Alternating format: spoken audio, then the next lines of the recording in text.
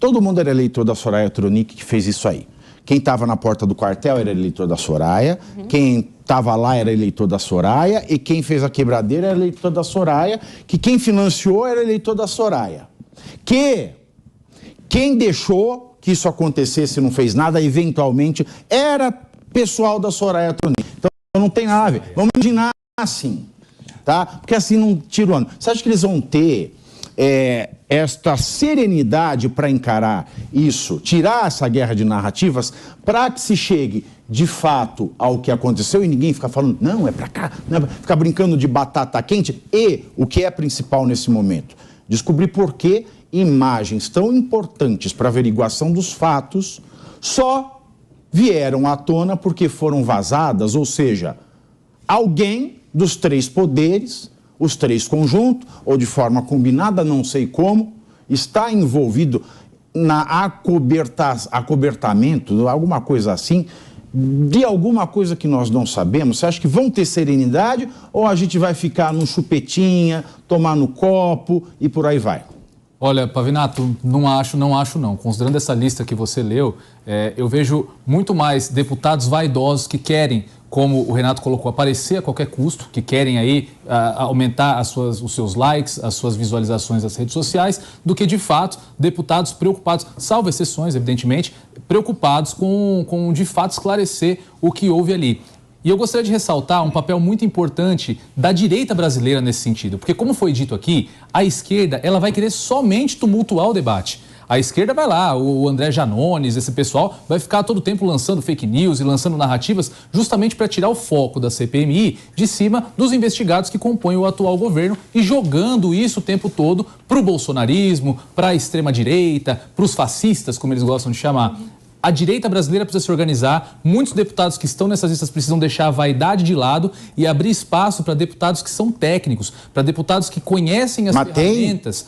Você leu alguns nomes aí que eu tenho algumas discordâncias em relação a alguns pontos, mas que eu acho que poderiam prestar um bom trabalho dentro da CPMI, a exemplo do senador Sérgio Moro, que é um profundo conhecedor do direito, que foi juiz, teve uma atuação contestável na Lava Jato, mas que, enfim, agora, como senador, tem a chance aí de mostrar o seu conhecimento jurídico e a sua técnica dentro de um episódio tão marcante para a história do nosso Brasil, que vai ser essa CPMI desses atos do 8 de janeiro. Mas, enfim, eu acho que essa tem que ser o norte da direita. Colocar ali deputados e senadores que sejam técnicos, que consigam aproveitar todas as ferramentas que a CPMI tem para oferecer. E aí, você tá nervoso aqui? Tava, né? Eu? É. Não tá? Então tá bom. Eu tô tranquilo. Você tá nervoso? Eu só fico com uma certa dúvida, e digo como professor de direito que sou, né? Eu tenho dúvidas desse conhecimento jurídico do Sérgio Moro, mas isso é uma coisa minha. Eu tenho uma certa dúvida. Como professor, o cara que escreve conge nas redes sociais não me parece ser um cara muito versado. Mas, mas o Sérgio Moro, se você vê... começar a comparação... Se for por se for por isso, só por isso... O cara não sabe escrever, tem uma visão toda deturpada do processo penal, uma visão que é dele, é particular dele. Nós aqui, Pavinato, já falamos tantas vezes disso.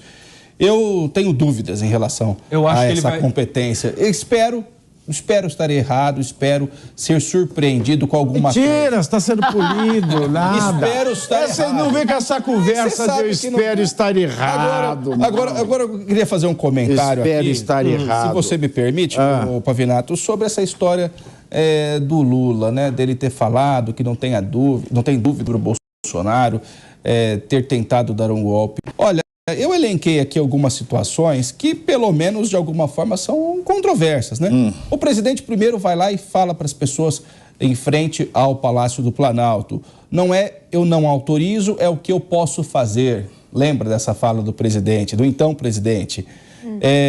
Traduz daí isso aí. Ele falou que disse que tentou... Sim, num vídeo ele falou, não é eu autorizo, é o que eu posso fazer... Lembra do eu autorizo para a utilização das Forças Armadas? O que eu posso fazer? O presidente falava isso. A outra história, ele falou uma declaração... O que significa isso aqui? Que ele tentou. Ele deu todas as informações. Ele tentou, não, eu posso fazer, não tem nada. Não, pera, calma. Fazer uma pergunta. Ele também fala que tentou de todos os modos evitar a posse do Lula. Ele falou textualmente isso. Ele era candidato. Não, depois que foi vencido. Depois de vencido. Depois quando? Depois de essa frase aí. Antes de terminar o mandato dele, na saída, ele falou, olha, eu tentei de todas as formas. Tentei no passado. Tentou de todas as formas jurídicas depois de derrotado. Ele não reconheceu a derrota. Ele utilizou as instituições, né?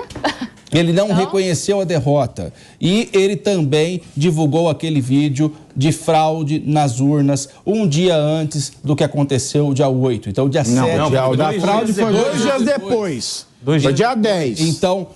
você está falseando aí. Não há de pretérito. O Ministério Público... com a PL aí do fake news. O Ministério Público, 78 não, mas ele está falando contra o Bolsonaro. Falam do crime aí, de incitação.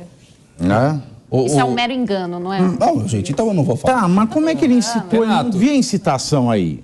Não houve incitação? Não, eu não trabalho com esoterismo. O Bolsonaro fugiu do Brasil após as eleições. Eu não trabalho com esoterismo. Ficou lá fora do país. E com todas as críticas, Ficou fora do país. Acho que o Bolsonaro foi até muito covarde, deixou o eleitorado dele aqui, enfim, refém de uma situação, todo mundo engajado, determinado. Eu acho, inclusive, pode-se dizer aí, e isso não seria penalmente atribuível ao Bolsonaro, que ele se omitiu em não controlar os apoiadores dele. Mas isso não pode gerar para ele a condenação, a responsabilização por essa tentativa de golpe de forma alguma. Claro, tem que ser investigado, tem que ser ouvido, tem que ter direito ao contraditório, que os presos do 8 de janeiro estão tendo com muitas relativizações. Mas, enfim...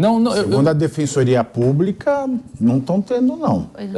Não estão tendo direito ao pleno contraditório, segundo a Defensoria Pública lá do Distrito Federal. Até porque as denúncias genéricas impedem o exercício pleno do contraditório, como isso vem sendo feito. Isso não pode nem existir, né? Não pode nem existir. Não pode dizer. Agora, o Lula é um caso interessante. O curioso caso de Luiz Inácio. Ele não sabe nada do que acontece com ele, mas ele sabe de tudo o que acontece ao redor dos outros. Como é que se explica uma coisa dessa? O que acontece ao redor dele, ele não sabe de nada. E o que acontece ao redor dos outros, ele tem certeza absoluta. O que explicar? Como explicar?